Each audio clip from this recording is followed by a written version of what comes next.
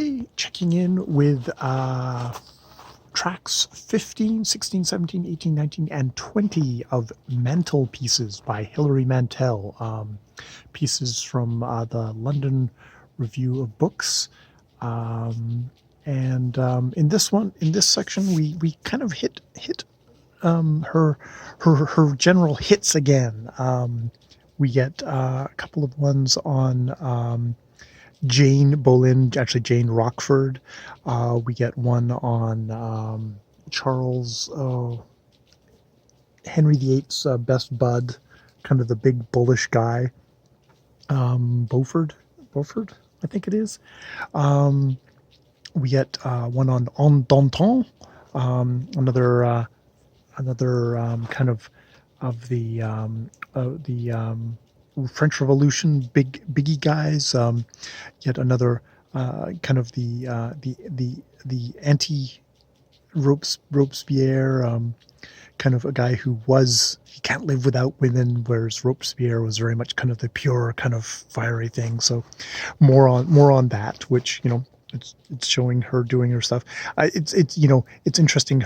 She has a lot of thoughts on the various characters in the Tudor court, and Mantel's obviously someone who's got lots of opinions, lots of information about all of the people in this court, has thought heavily on them all. So her reflecting on other people's historians' kind of thoughts on them, and it's like how basically kind of saying as a novelist, well, you don't know anything about their internal lives, and so that's where I come in as a novelist, and it's like, aha. We get the big piece in here, which is on royal bodies, which is the one that got her in trouble. And I actually kind of looked that up, and apparently you had a bit of a Twitter storm of lots of people, including the PM at the time, saying, scolding her for being nasty, even though they obviously had been people who had probably read the Daily Mail's headline of, Booker Prize winner venomous piece on Kate Middleton, plastic princess, bred to breed, made to breed, or something like that. It was just like, oh boy, which was sort of exactly against the piece, which is very much a piece of how women through the history have been shoved into this category of breeders, and used to that, and is sort of a plea for, not doing this kind of crap. And I think when she does describe Kate Middleton as having kind of not much in the way of personality and being a good girl and just, being devoid of personality, I think that's got more to do with the public perception of her than it does with her own kind of a viperous, being all viperous, though, she's British and writing in the British context, so it's always caustic to a certain degree. But, this Hilary Mantel is a woman who is a writer who has spent her career thinking about how women's bodies have been used by the thing, that the royal bodies are not treated as people, but as kind of these manifestations, these super kind of gods of the state, but not as actual people. Though there is the brute bestial kind of function of producing heirs that women and even the men, it's like, you got to produce heirs, and if you can't spit out, create a little human being for us to then hang the next title on, well, then you failed as a royal body and stuff like that. So it's interesting that this is the point where Hilary Mantel stepped in it, where she kind of got burned by the very machine that consumes these royals, and scolded her, tried to cast her as the villain, who was dehumanizing them, when it's actually very fact exactly a august organ like the Daily Mail is exactly the kind of organ that dehumanizes and rips these women and men apart, especially the women, Kate Middleton, and what the other one. I'm not particularly a royal watcher myself, but how they, but I remember Diana and just, all the crocodile tears that came out of all those freaking organs after they had, you know, basically hounded hounded her to death. So, yeah, that was that. It's interesting that that was a piece, but yes, this is again as I say in the thing. It's like, okay, we got the French Revolution, we got the Tudors. We have her dealing with her own body.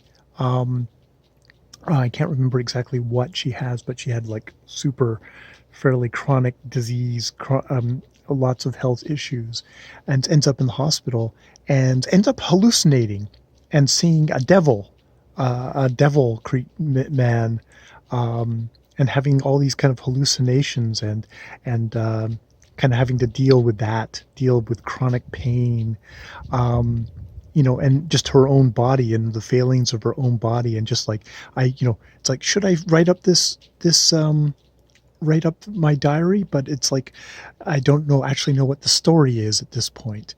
And she also talks about Virginia Woolf, and like how Virginia Woolf, when she was in hospital, they took away her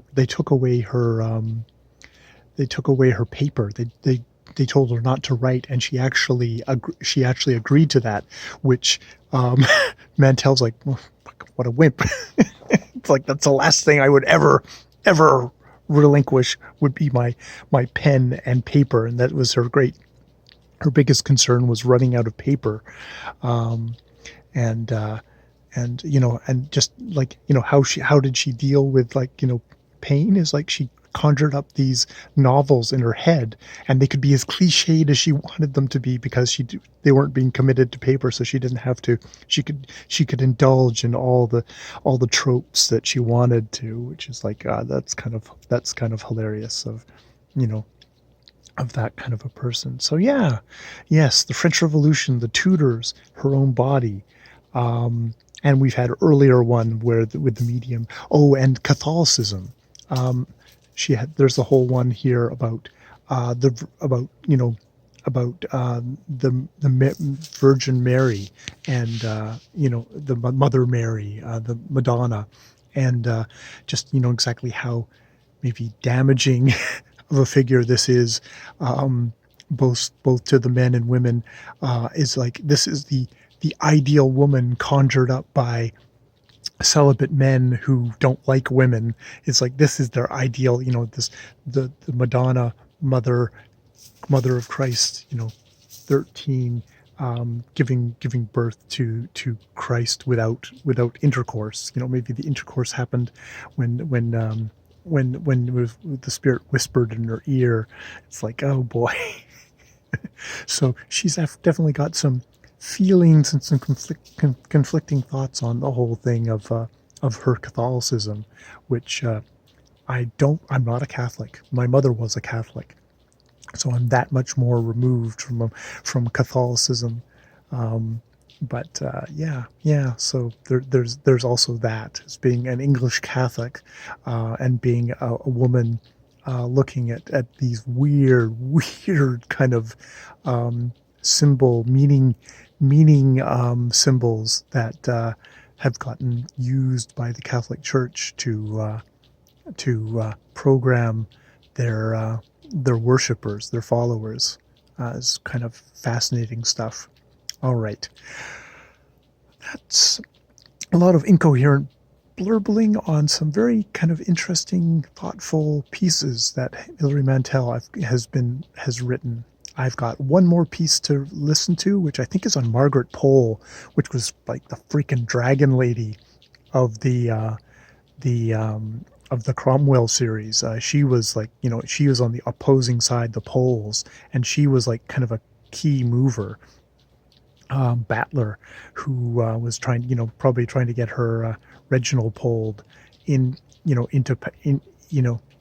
possibly to dethrone Henry, So that should be an interesting one to hear her particular thoughts on that, because she is definitely the dragon lady of the Cromwell books, even though she never quite makes it, or at least Cromwell's peace out before anything like that might happen.